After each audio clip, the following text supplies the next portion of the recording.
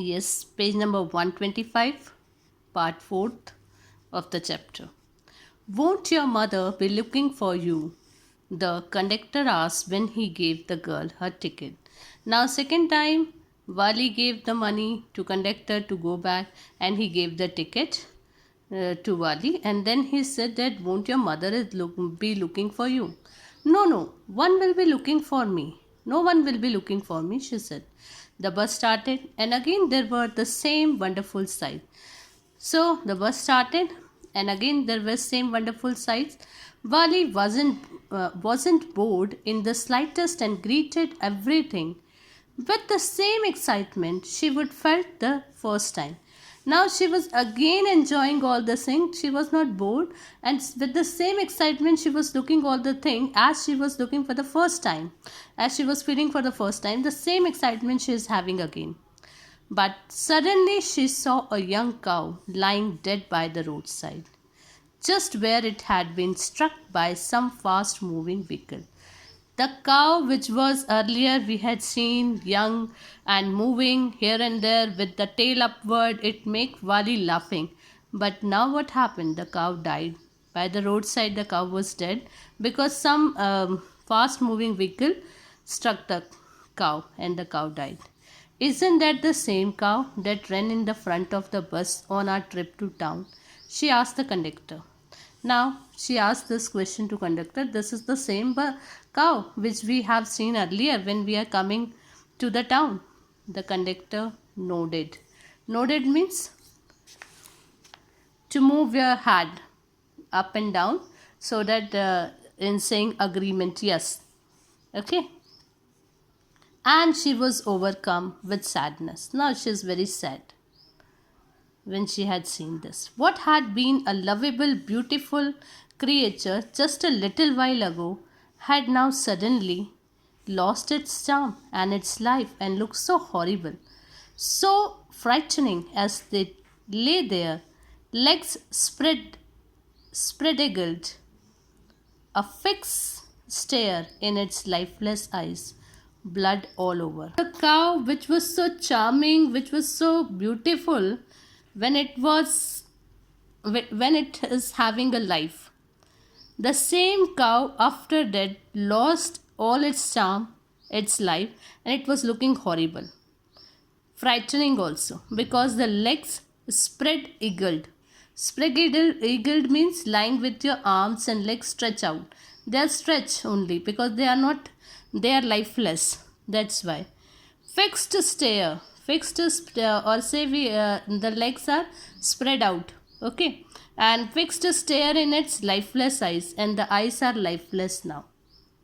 Earlier the eyes were beautiful, now the eyes were lifeless. They are fixed at a point. Blood all over, and all over the blood is there. The bus moved on. The memory of the dead cow haunted her. Haunted her means returned repeatedly to her mind again and again. It is impossible to forget that scene, dampening her enthusiasm. Dampening means to make feeling, especially of excitement or enjoyment. Now her excitement, enjoyment was over. She no longer wanted to look out of the window. She was so much frightened or upset with the thing. She was so sad that she doesn't want to look outside of the window. She sat thus, glued to her seat. Glued means like somebody has fixed you with a glue. So she was sitting quietly on her seat until the bus reached her village at 3:40. Now she reached to home at 3:40. She stood up and stretched herself. Then she turned to the conductor and said, "Well, sir, I hope to see you again." Now she stretched herself. Now she was sitting on the same place and she said to the conductor, "Hope to see you again." "Okay, madam," he answered her, smiling. "Whenever you feel like a bus ride, come and join us." Now he said that, "Okay, ma'am, whenever you want, you can come for the bus ride and join us. And don't forget to bring your fare. And one more thing, don't forget to bring your fare because we have to pay." She laughed and jumped down from the bus. Now she laughed and jumped down. Then away she went, running straight for home. Now she is running straight for her home. When she entered her house, she found her mother awake and talking to one of Wali's aunts. Now, when she came to the house, she came to know, she entered the house and she came to know that her mother was awake, and now she is talking to her aunt. The one of from South Street. She came from South Street. This aunt was a real chatterbox. Real chatterbox means one who speaks a lot. Never closing her mouth once she started. Once she started talking, she never closed her mouth, means she never stopped talking. And where have you been? Said her aunt. When Wali came in. When Wali came in, she asked her, where had you been? Have you been? She spoke very casually, not expecting a reply. She is talking, so she is not waiting for the reply. So Wali just smiled, and her mother and aunt went on with their conversation. She just smiled, and aunt and mother went on with her conversation. Yes, you are right, her mother said. So many things in our midst and in the world outside. So many things in the midst means in the middle and in the world outside. How can we possibly know about everything? So many things are there in the world, and how can we know some this possible things, everything? And even when we do not about something, we often can't understand it completely, can we? And we can't understand many of the things are changes, all this. Oh yes, breathed Wali. And what the Wali say, when what Wali answer? Oh yes. What? Asked her mother. What's that you say?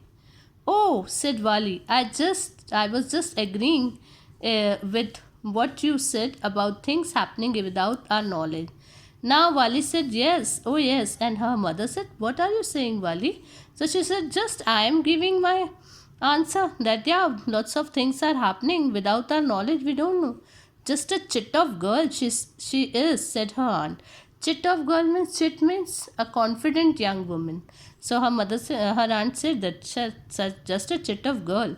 And yet, look how she spoke. She pokes her nose into a conversation. Pokes her nose into a conversation means takes an interest in something that doesn't concern her.